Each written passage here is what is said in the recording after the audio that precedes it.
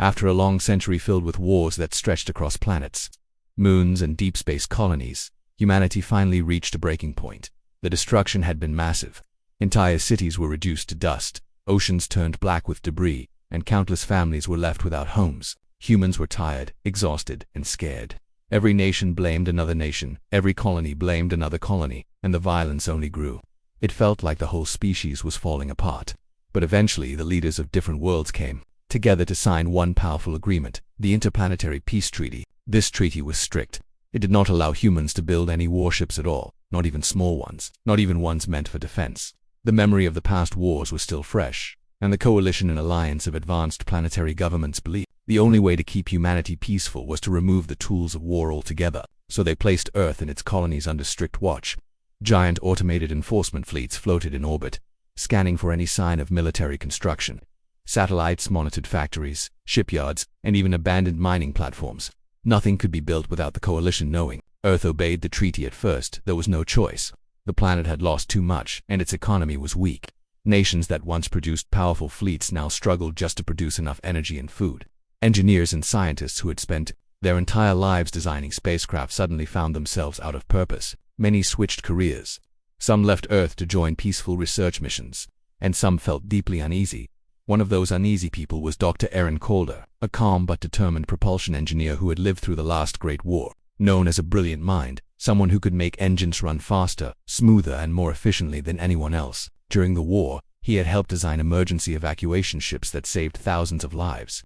After the treaty, he tried to adapt to peaceful work. He spent years studying clean energy and gravity-based transportation. But no matter how much he tried to move forward, a fear lingered in his mind. Calder believed the treaty was dangerous in a different way. The coalition meant well, but he knew human history. He knew that danger never stays away just because one side puts down their weapons. Somewhere in the galaxy, someone always wants power. Someone always wants control. And if that someone decided to attack Earth, humans would have no way to defend themselves. They would be helpless. This fear grew stronger when strange reports began arriving from the outer colonies. At first they were small incidents, cargo ships going missing, miners reporting sightings of unknown vessels, communication buoys being destroyed. Most people dismissed these as technical failures or ordinary accidents, but Calder paid attention. He read every report twice, sometimes 3 times. He even contacted a few old friends working in remote stations. Their voices carried worry, even though they tried to sound calm. Then the attacks became more regular. Whole supply lines disappeared. Frontier settlements were raided. Some colonies whispered about pirate factions, groups of heavily armed criminals who ignored the treaty completely. They did not care about peace agreements or coalition laws. They only cared about taking control of the UNDE. FENDED. Earth requested permission to build a small defensive fleet. Nothing aggressive, just a few patrol ships, maybe a handful of escorts to protect trade routes, but the coalition denied the request immediately. They believed giving Earth even one warship would open the door to another arms race. They insisted the enforcement drones were enough to keep peace, but Calder knew the drones were not enough. The pirates were learning how to avoid them. They were learning how to stay out of detection zones, and each time they attacked, their ships looked more advanced, more dangerous. Calder began to imagine a future where the pirates grew strong enough to strike at Earth itself. He imagined what would happen to the billions of people living there with no protection at all. He could not accept that. Secret meetings began to take place in quiet corners of old spaceports and abandoned hangars, and inside forgotten conference rooms of shuttered industries. A small group of engineers, shipwrights, mechanics, and retired strategists joined Calder. They were not warmongers. They were not trying to rebel against the coalition. They simply believed that humanity needed a way to survive if the worst happened. They discussed every possibility.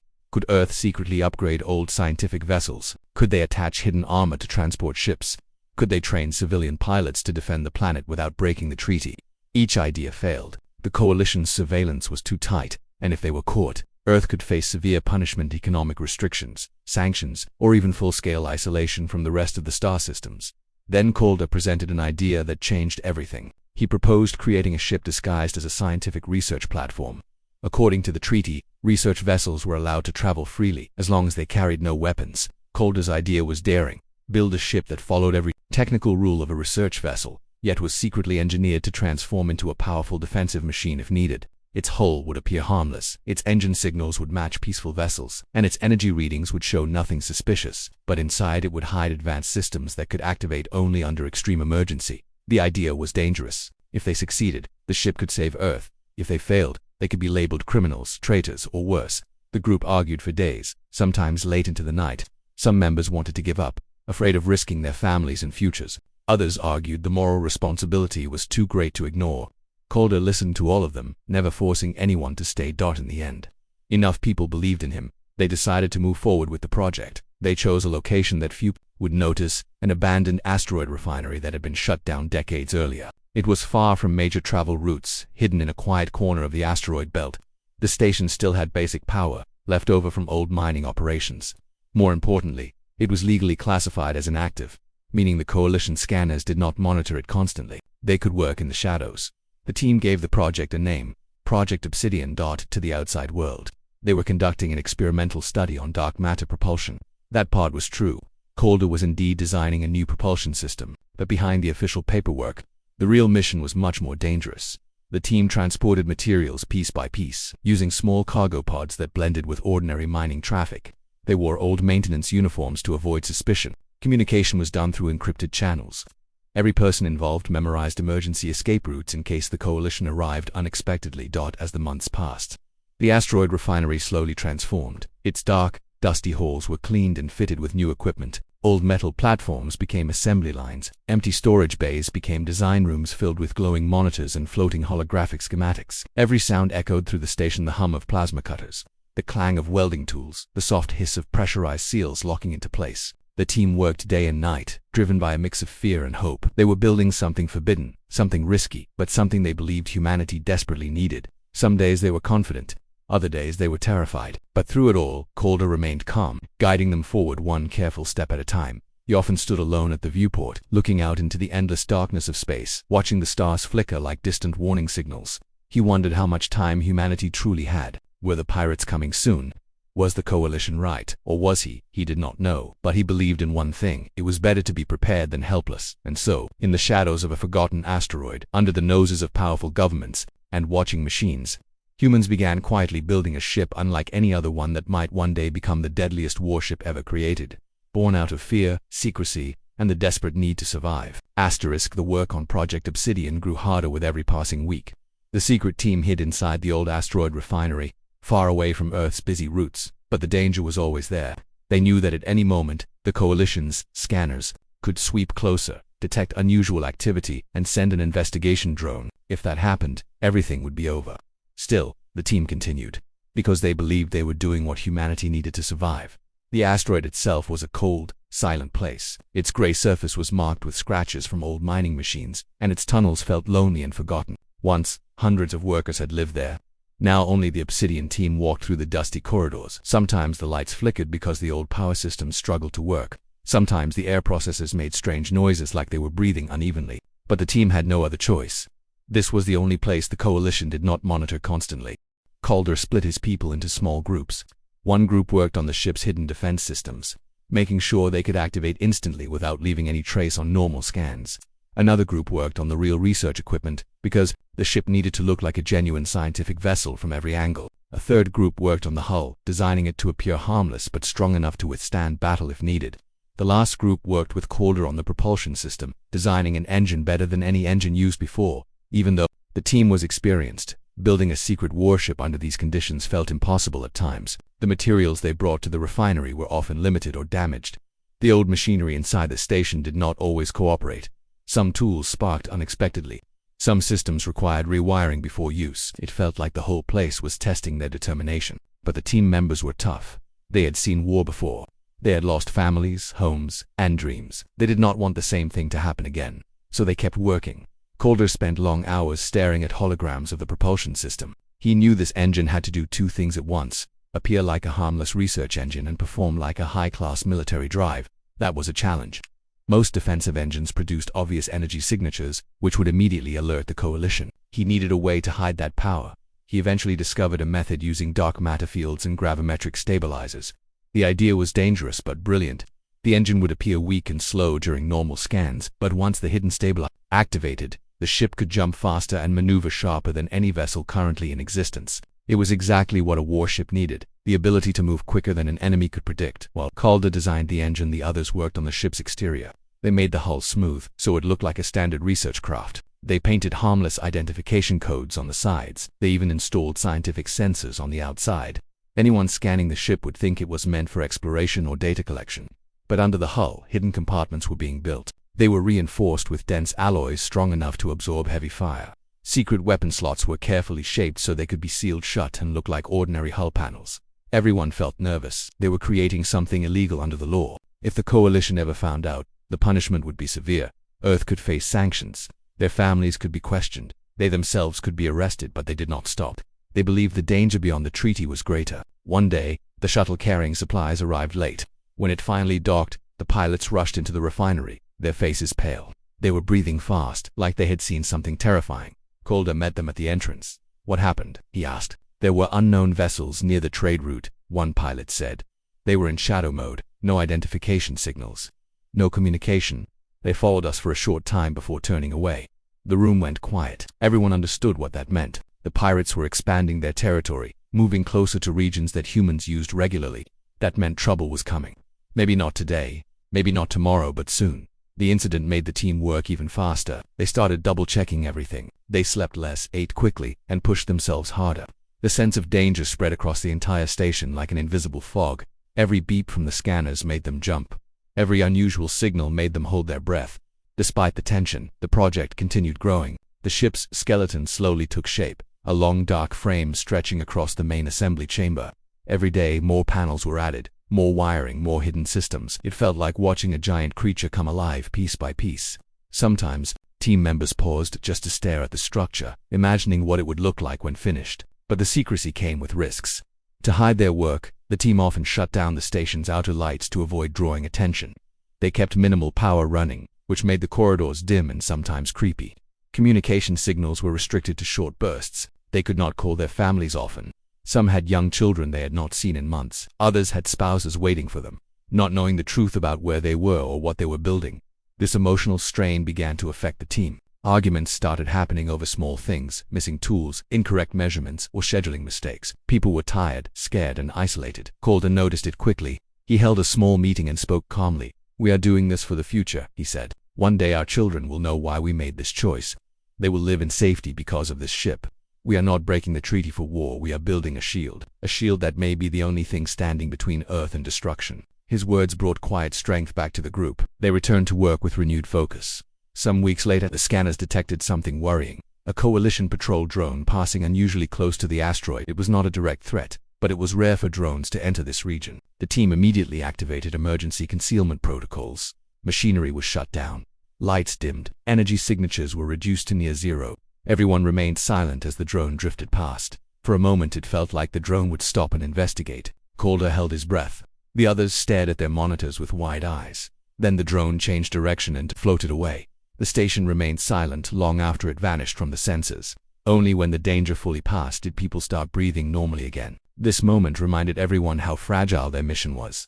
One mistake was enough to expose the entire project. As time went on, Project Obsidian turned into a kind of family. People supported each other.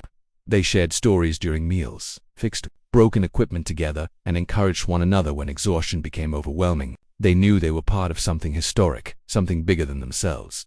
The first enormous breakthrough came when Calder tested the prototype of the hybrid propulsion system. When he activated the stabilizers, the engine hummed softly, before releasing a pulse so clean and quiet that even the station's sensors barely detected it. Calder smiled for the first time in many days. The system worked. It worked better than expected. Meanwhile, the whole team discovered a new way to hide the ship's defensive plating under infrared reflective sheets. This made the hull appear thin and delicate, even though it could withstand serious impact. Every small victory made the team more confident. They were not just building a secret ship. They were building something that could change humanity's destiny. However, danger kept growing outside. Reports from the outer colonies became more alarming. Entire mining groups went silent.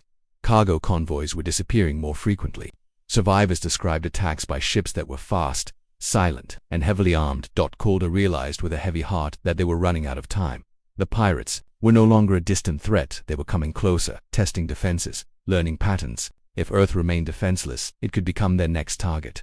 This fear pushed the team to work faster, harder, and with greater determination. Even when their bodies were tired and their minds foggy, they continued, because they knew the truth. Humanity needed this ship, whether the Coalition approved of it or not. Earth needed protection. And deep inside the forgotten asteroid refinery, hidden from the eyes of the powerful and the dangerous, The greatest secret ship ever built was now halfway complete, its core coming alive, its systems beginning to breathe, its purpose becoming clearer with every new piece added. The work on Project Obsidian was moving faster than ever, but the pressure around the team was growing heavier each day. They were no longer only worried about coalition drones or surveillance systems. Now they were worried about something far more dangerous: humans who might betray them. The project had become too big, too complex, and too important. And important things always attract attention. Good or bad. Inside the asteroid refinery, the sound of machines filled the air. Sparks flew from welding tools. Heavy panels were lifted into place. The ship's inner systems were coming alive one by one. From the outside, the construction still looked like peaceful research work, but inside everyone knew they were building something powerful, something that could change the future of Earth. Still, the team worked with fear hiding behind their determination. Every time someone walked through the corridors, the metal floor echoed loudly, reminding them that this entire place was a secret that could collapse at any moment. Then one afternoon, something strange happened. A shipment of components arrived earlier than scheduled. Calder and two mechanics checked the container, but half the parts inside were things they had never ordered. High-grade materials, advanced circuits, and rare energy cores that only military contractors used. Calder felt a cold wave spread through his stomach. Someone outside the team knew what they were building. Someone was sending parts they were not supposed to have. At first he hoped it was just a mistake. Maybe the supplier mixed orders. Maybe one of the engineers tried to help the project secretly. But deep down, Calder knew the truth. Someone was interfering. That night, Calder stayed alone in the hangar, staring at the incomplete Obsidian. Its dark frame stretched across the chamber, glowing softly from the construction lights. The ship looked innocent enough, but it held too many secrets, too many risks. Calder whispered to himself, "We can't afford any mistakes." He didn't know yet that the biggest mistake had already happened. A few days later, while the team was working on a hidden power channel beneath the ship, an alarm sounded. Not the loud emergency alarm, but a quiet, repeating beep. It was a security alert. Someone had accessed the encrypted files of the project without permission. Calder rushed to the control room. His hands shook slightly as he typed commands. The system displayed the identity of the person who checked the files. It was one of their own engineers. His name was Laren Voss, a skilled technician who had joined the project early. He was quiet, friendly, and helpful. No one had ever suspected him, but now the logs showed he downloaded the ship's core schematics late at night. When everyone else was asleep, Calder called for him on the communication channel, but there was no answer. Voss was already gone. A wave of panic swept across the station. If Voss escaped the refinery and contacted the coalition, the project would be exposed. Everything they had built would be destroyed. And worse, Earth would face punishment for violating the treaty. The team gathered in the command room, worry written clearly on their faces. Where did he go? One engineer asked. Did he take a ship? Another whispered. Calder tried to stay calm. We'll check all docks. They searched every landing bay. One of the small survey crafts was missing. Voss had used a simple ship, the kind that would not attract attention. He could be anywhere by now, perhaps returning to Earth, perhaps heading to a coalition station. But the truth turned out to be far worse. A few hours after Voss disappeared, the refinery detected a hostile signal approaching. It was faint at first, like a whisper in the dark, but soon it grew stronger. Calder and the team saw the readings on the monitor. It was not a coalition drone. It was a pirate ship, not just one, three of them. Everyone froze. How did they find us? A technician whispered. Calder's heart tightened. Voss didn't go to the coalition. He went to the pirates. The betrayal was like a punch to the chest. They had trusted him. They had worked with him, and he had sold them out to the very group threatening humanity. No one could understand why he would do it. Money, fear. Maybe he never believed in the project in the first place. Maybe the pirates offered him something the coalition never could. Within minutes, the pirate ships slowed down outside the asteroid refinery. Their dark shapes hovered silently in space. They were built for speed and destruction, with jagged armor and glowing red engines that made them look like predators in the night. The entire team watched from the viewport, their bodies frozen in fear. What do we do? Someone whispered. We can't fight. Another said, Obsidian isn't ready. They were right. The ship was still incomplete. Its weapons were not installed. Its engines were running in test mode. Its hull was only half reinforced. If the pirates fired even once, the project would end in flames. Calder felt the weight of responsibility crash down on him. He had brought these people into danger. He had convinced them to break the treaty, and now they might all die because of him. But he refused to surrender. He ordered everyone to power down unnecessary systems, dim the lights, reduce energy signatures, make the refinery look abandoned again. They hoped the pirates would think the station was empty, that Voss had given them false information. But the pirates were not fooled. One of their ships sent out a scanning pulse. It hit the refinery like a wave, making the walls vibrate. The entire station echoed with the deep rumbling sound. Some engineers covered their ears. Others gripped railings to steady themselves. The pirates knew someone was inside. Then things became even worse. The surveillance operator shouted, "There's another fleet approaching." Everyone turned to the screens in shock.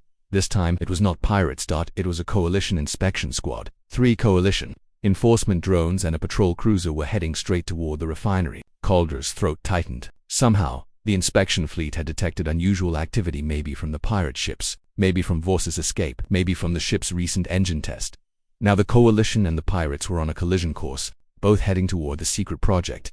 The team was trapped between 2 dangerous forces. Inside the control room, panic spread quickly. Some people thought they should abandon the station. Others wanted to hide inside Obsidian. Some even suggested surrendering to the coalition before the pirates arrived. Calder raised his voice. "Listen to me. No one is leaving. If we scatter now, we will all be caught or killed. We stay together." A heavy silence fell. Calder continued. "We need time. If the coalition and pirates reach the station at the same time, they will fight each other. That chaos is our chance to hide Obsidian." It was a risky plan, but it was all they had. The team rushed to work, sealing compartments, turning off heat signatures, and hiding any evidence of the ship. They covered the hull with old mining sheets, making it look like part of the refinery. Outside, space grew more chaotic. The pirate ships moved into attack formation. The coalition drones activated defense shields. The 2 groups were seconds away from firing at each other. Inside the station, Obsidian stood silent and half-complete, like a sleeping giant waiting for the right moment to awaken. But the most terrifying part wasn't the pirates or the coalition, that it was the knowledge that Voss had been watching all along, hiding in a pirate ship, preparing to expose everything, and his betrayal was only the beginning. The tension inside the asteroid refinery felt so heavy that everyone could almost hear it in the air. Outside, the pirates and the coalition inspection fleet moved closer and closer to each other. Their weapons were powering up, lighting the darkness of space with faint red and blue glows. Inside the station, the Obsidian team rushed around, trying to hide every sign of the project. But no matter how hard they worked, they all knew the truth. They were out of time. Calder stood in front of the half-finished Obsidian, silently studying its dark frame. It wasn't complete. The hull was exposed in some areas. The weapon systems were not fully installed. The engine stabilizers were only tested once. It was like a giant bird whose wings weren't fully formed yet. But even in this incomplete state, Calder felt the ship's presence, like it was waiting, watching, ready to come alive if they needed it. It was their only chance. Coalition drones moved into a defensive pattern. The pirate ships spread out, positioning themselves to attack. Each second felt like an hour. Everyone in the refinery knew that if a battle started outside, stray shots could hit the asteroid, destroying the entire station and the unfinished ship inside. Calder's voice broke the silence. "We have to launch Obsidian." The room exploded with panic. "But it's not finished. We can't even test the weapons. The hull won't survive a direct hit." Calder lifted his hand. "We don't need it to fight. We need it to escape. If we stay here, the pirates or coalition will find us. But if we launch now, maybe, just maybe, we can slip through the chaos." The team hesitated. They looked at each other, their eyes full of fear but also trust. They knew Calder wasn't just their leader. He was the person who had kept them going through every danger. If he believed the ship could fly, they believed it too. The decision was made. All teams rushed to prepare Obsidian for an emergency launch. They tore away equipment, cleared pathways, sealed loose panels, and connected power links that had been left unfinished. Sparks crackled through the air. Tools clanged loudly. People shouted instructions to one another. The station suddenly felt alive, like it was breathing faster along with them. Outside, the first shot was fired. A pirate vessel launched a bright red plasma bolt at the coalition drones. The explosion lit up space like a second sun. The coalition responded immediately, firing a beam of white energy that sliced through the darkness. The battle had begun. Inside, the ground shook gently as the shockwaves hit the asteroid. Dust fell from the ceiling. Lights flickered. Someone yelled, "We have to move faster." Calder climbed into the unfinished command center of Obsidian. The ship's interior was dark, cold, and filled with exposed wiring. Panels flickered weakly as they activated for the first time. He ran his fingers across the main console. It hummed softly like a heartbeat. "Come on," he whispered to the ship. "Wake up." The engine crew connected the last stabilizer link. The power surged through the ship, making the floor vibrate. Obsidian's core glowed a faint blue, then brighter still. It was ready, barely, but ready. The team rushed inside, taking seats in whatever stations were operational. Some sat on the floor, holding onto rails. Others stood beside control panels, manually adjusting systems. They had no time for proper procedures. The ship had to fly. Calder spoke through the internal speakers. "All hands, prepare for emergency launch." A loud cracking sound echoed through the refinery. The asteroid's outer layer had been hit by stray fire. The floor shuddered violently. Somewhere, metal beams collapsed. "Launch now." Someone screamed. Calder didn't wait. He activated the engine. For a moment, nothing happened. The ship stayed still, humming softly. Then Obsidian roared to life. The entire refinery trembled as the ship pulled away from the dock. Dust and broken panels flew through the air. The walls groaned as though begging the ship not to tear them apart. With a loud metallic howl, Obsidian broke free of the construction clamps. The ship shot forward, scraping along the tunnel walls of the asteroid. Sparks exploded everywhere. Everyone inside held on tightly as the ship burst through the final exit hatch and into open space. But the danger was far from over. Outside, the pirates spotted the sudden movement. There, a ship is escaping the asteroid. Calder heard their transmissions. His heart pounded. They were coming for him. The Coalition also noticed the launch. Their scanners locked onto Obsidian. Calder whispered to himself, "Please don't stop us. Not now." Both pirate and Coalition ships began shifting their positions. Obsidian, still half finished, flew straight into the middle of their battle. Calder shouted to the crew, "Activate stabilizers." The stabilizer engineer pulled the lever. The ship flickered, its energy signature dropped, disguised itself, and shifted patterns. The pirates' targeting systems glitched for a moment, confused by the strange readings. One pirate captain growled, "What is that? It's not on any registry." The Coalition cruiser scanned again. "Unknown vessel detected. Possible illegal military craft." Calder heard the message and whispered, "Not today." He pushed the control stick forward. Obsidian dived downward, slipping between two drifting asteroids. The pirates fired at the ship, but the shots missed, striking rocks and sending debris flying everywhere. Coalition drones followed closely, trying to intercept inside the ship. Everyone struggled to keep balance. Sparks burst from panels. An alarm beeped endlessly. The ship shook every time debris hit its hull. One engineer shouted, "We need weapons." "We don't have weapons yet," another replied. Calder made a decision, a dangerous one. "Open the stabilizer surge. Redirect energy to the rail array prototype."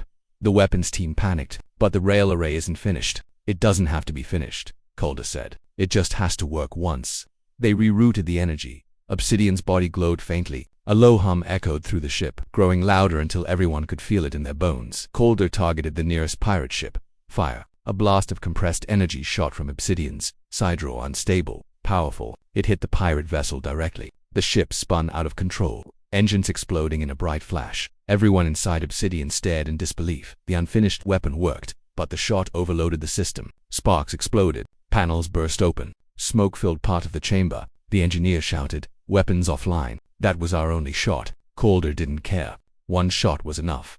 The Coalition drones, seeing the pirate ship destroyed, turned their attention toward the remaining pirates. The battle grew even more chaotic. Shots flew in every direction. Space flashed with light. Asteroids shattered into dust. Calder used the chaos to escape. He pushed the engine to its limit. The stabilizers hummed louder than ever before. The ship shot forward at incredible speed, weaving through debris and blasts of energy. One of the crew members shouted, "We're running too hot. The engine could break." Calder's voice was calm. "Let it run. Just a little more."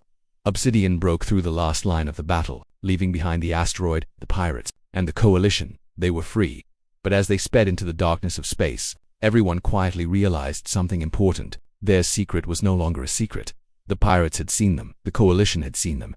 The entire galaxy would soon know. Earth had built a warship, something the treaty strictly forbade. Calder stood in the command center, staring at the stars ahead. "We didn't want a war," he said softly, "but now we're part of one." And behind him, the damaged, unfinished Obsidian hummed like a wounded animal, still alive, still powerful, still ready for whatever came next. When the war finally ended, the world expected peace to last forever, but peace is never as simple as it looks. After the launch of the Obsidian, the forbidden warship that saved Earth from certain destruction, everything changed. People everywhere talked about the ship as if it were a legend already. Some called it humanity's greatest act of courage, while others whispered that it was the biggest mistake ever made. The truth sat somewhere in the middle, and that truth was much more complicated than anyone wanted to admit in the beginning. The Coalition, the powerful group of planets responsible for enforcing the no-warship treaty, was furious. Their officials sent message after message demanding that Earth explain itself. According to the treaty, humans were never supposed to build a warship again. They were supposed to stay peaceful, weak, and quiet. But Obsidian had broken every rule written in the old agreements. It was like humanity had shouted into the universe, "We will not let anyone scare us anymore." The Coalition did not like that message at all. Still, Earth had one very strong argument on its side. The pirate threat was real. Videos of the pirate armada attacking the asteroid belt spread across the system like wildfire. People from distant planets watched Obsidian fighting alone while the Coalition's own sentinels failed to respond in time. Many ordinary citizens on other worlds began to wonder why humans were denied the right to defend themselves. Why should a treaty matter more than innocent lives? This question sparked debates everywhere, from formal Senate halls to small food stalls on far-off moons. People argued passionately. Some believed Earth had acted recklessly, putting the entire galaxy at risk. Others argued Earth had acted bravely, stepping up where no one else would. The arguments grew so heated that the coalition was forced to schedule an official investigation. It was a slow, painful process, and during those months, Earth lived under constant fear. No one knew if the coalition would punish the planet, fine it, or worse, send enforcement fleets to dismantle Obsidian by force. While politicians argued, the crew of Project Obsidian lived in silence. They were ordered not to speak to the public, and their lives felt like they were suspended in time. Dr. Aaron Calder, the man who had led the whole operation,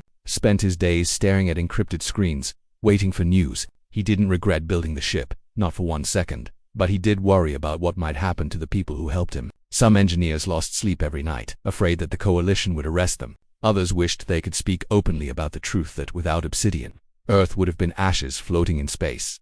The hearings dragged on endlessly. Coalition officials questioned every member of the secret team, sometimes for hours at a time. They demanded to know why the Obsidian had been built, how it had been constructed without detection, and whether Earth planned to build more ships. Every answer was studied carefully. Sometimes the officials stayed quiet. Other times they whispered to each other angrily. It was impossible to tell what they were thinking. But slowly something began to shift. Footage from survivors of the pirate attacks reached the public. People heard the cries for help, the fear in their voices, the desperation. They also saw Obsidian flying through the battle of dark shape, moving like a guardian, destroying pirate ships with unmatched precision. Children who had been rescued called the ship the Black Angel. Artists posted drawings of Obsidian as a protector. Thousands of people across planets started sending messages saying Earth did the right thing, bit by bit. The pressure grew so heavy that the coalition could no longer ignore it. If they punished Earth too heavily, they risked sparking anger across many systems. People would accuse them of valuing rules over lives, and no leadership wanted that reputation. So, after months of uncertainty, the coalition finally announced its decision. Obsidian would not be destroyed. Earth would not be punished. Instead, the treaty would be modified. Humans would be allowed to build defensive ships, only defensive ones under strict supervision. The coalition would monitor production, but they would no longer block Earth from protecting itself. When the announcement came, the entire planet seemed to breathe out at the same time. Streets filled with people celebrating. News screens replayed Obsidian's battle footage over and over. Some called it humanity's rebirth. Others called it a second chance. Whatever it was a moment no one would forget. But despite all the celebration, the people who built the ship remained humble and quiet. Most of them stayed out of public view. They did not seek fame or medals. They had risked everything not for praise, but because they believed Earth needed protection. Dr. Calder, especially, felt no desire for attention. After the hearings ended, he left the public world entirely. Some said he moved to a quiet house near the Northern Sea. Others believed he worked secretly on new technologies, only peaceful ones this time. No one knew for sure, but everyone knew he had changed history. As for the Obsidian, it became more than just a ship. It became a symbol. Children learned about it in school. Pilots studied its strategies. Engineers praised its design. The ship itself stayed in orbit above Earth, not as a weapon but as a guardian. Its dark hull reflected sunlight like a giant shadow moving silently across the sky. Every time people looked up, they were reminded of the day humanity chose to stand up and fight for its survival over time. Even members of the coalition admitted that the Obsidian had forced an important conversation. Peace that depends on one side staying weak is not real peace at all. True peace requires balance. It requires fairness. And it requires the ability to defend oneself when danger comes. Many years passed, and although the world changed, the memory of the Obsidian never faded. People told the story proudly, sometimes with excitement, sometimes with tears. They spoke of the fear, the courage, the danger, and the hope that followed. They spoke of the moment when humans were not allowed to build warships but built the deadliest one anyway because they had no other choice. And in every version of the story, one idea remained the same. Humanity survived because ordinary people made extraordinary decisions. The Obsidian was more than metal and technology. It was the proof that humans, when pushed to the edge, can create something powerful enough to change the entire universe.